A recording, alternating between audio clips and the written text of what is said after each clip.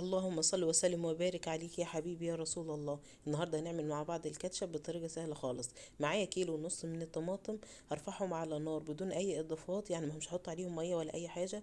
اول ما يستووا معايا كده هينزلوا هما ميه وكده. اول ما يستووا معايا اتاكد ان هما استووا كويس، هضربهم وابتدي اصفيهم. انا صفيتهم اول مره وببتدي امررهم على مصفى ضيقه زي ما انتم شايفين، علشان اتاكد ان هي ما فيهاش اي شوايب خالص. بعد ما صفيتها كويس هبتدي اضيف عليها ربع معلقه من الملح، رشه من الفلفل الاسود، معلقه من الثوم البودره، ومعلقه من البصل البودره، ونص كوبايه من السكر، وربع كوبايه من الخل. وهرفعهم على النار تاني.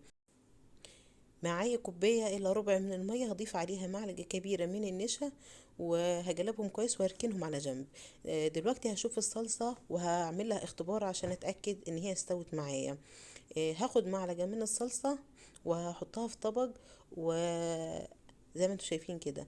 وهشوف لو في اي مية نزلت منها يبقى هي لسه، يعني لو في مية نزلت من الصلصة كده يبقى لسه الصلصة ما استوتش، هسيبها شوية تاني. لكن لو بالطريقة اللي انتوا شفتوها كده يبقى استوت. هبتدي اضيف عليها كوباية المية بمعلقة النشا، وهجلبهم 5 دقايق بالظبط، وكده هتكون الكاتشب استوى معايا وجاهز معايا. هوريهولكم دلوقتي بعد ما كمان انا سبته يبرد ساعة كاملة.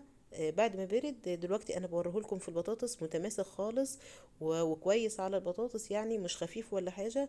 ان شاء الله الوصفة تعجبكم.